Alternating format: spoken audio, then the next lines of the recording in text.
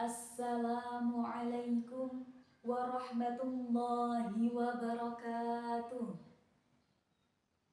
Bismillah, alhamdulillah, assalatu wassalamu ala rasulillah, sayyidina wa maulana Muhammad ibn Abdillah, la hawla wa la quwwata illa billah, amma ba'da. Puji syukur alhamdulillah kita haturkan kepada Allah Subhanahu wa Ta'ala yang telah menciptakan manusia dengan berbagai bentuk wajahnya, kepintarannya, bahkan kaya dan miskinnya.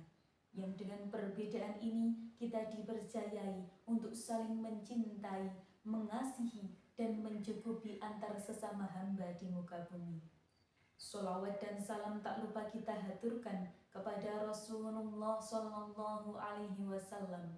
Ialah sang baginda yang masyhur dengan gelar Al-Aminnya, yang berdagang dengan kejujurannya, yang begitu dermawan terhadap para umatnya.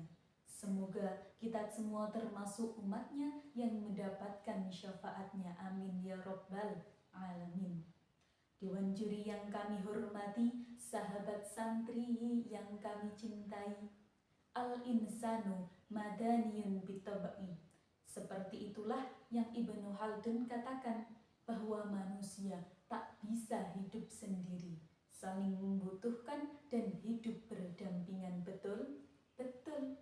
Maka tak heran jika Rasulullah Shallallahu Alaihi Wasallam bersabda dalam salah satu hadisnya, Bismillahirrahmanirrahim. Al-mu'minu lil-mu'mini kal-bunyani yashuddu ba'duhu ba'dun. Yang artinya seorang mukmin terhadap mukmin yang lain bagaikan bangunan yang saling menguatkan. Seperti halnya bangunan, manusia pun harus saling menguatkan untuk bisa hidup dalam kesejahteraan. Namun kenyataannya, di saat ini kemiskinan masih dapat dengan mudah kita temukan, kesenjangan masih menjadi permasalahan, bahkan kesejahteraan seakan jauh dari kenyataan. Lalu apa yang harus kita lakukan? Berbicara tentang kesejahteraan, saya teringat dengan Rasulullah Shallallahu Alaihi Wasallam. Hijrah ke Madinah, kondisi belum tertata, riba merajalela, kesenjangan di depan mata, terutama antara kaum Ansor dan Muhajirnya. Perselisihan pula suku Aus dan Khazrajnya. Melihat kondisi yang ada, langkah pertama yang Rasulullah lakukan, kaum Ansor dan Muhajirin dipersaudarakan. Tidak hanya disatukan dalam tali pertemanan, namun saling berbagi tempat tinggal, bahkan pekerjaan.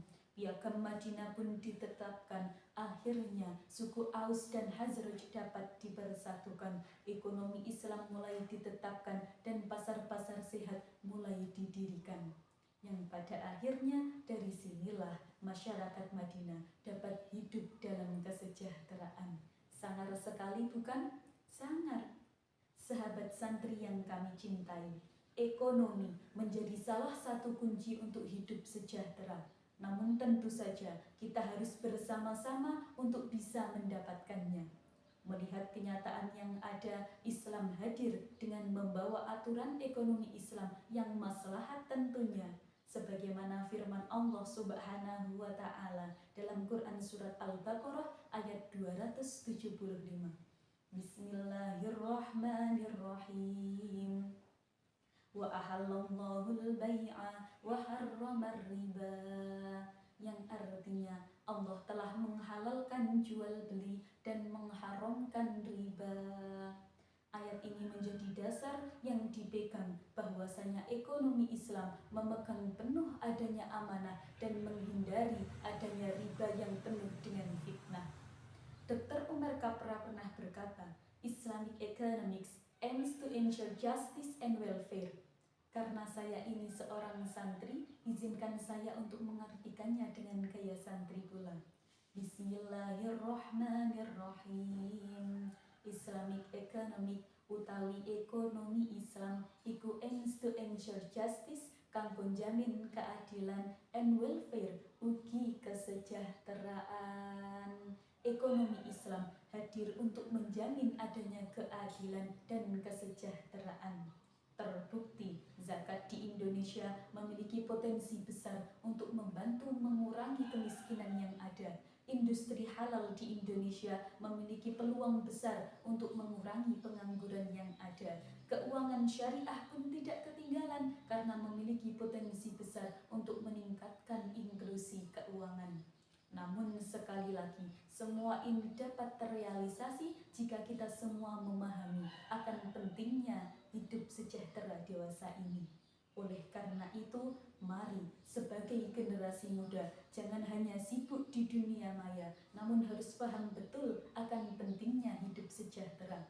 Sebagai bagian dari Gen Z, jangan hanya sibuk join trend velocity, namun harus paham betul dan meningkatkan potensi ekonomi untuk hidup sejahtera dengan penuh sinergi. Demikian yang dapat saya sampaikan, kurang dan lebihnya mohon dimaafkan. Jalan-jalan ke pasar pagi, jangan lupa membeli seledri. Saya invitasi baik hati, mohon pamit undur diri. Akhirul qawli hadanallahu wa iyyakum ajma'in. Tsummassalamu alaikum warahmatullahi wabarakatuh.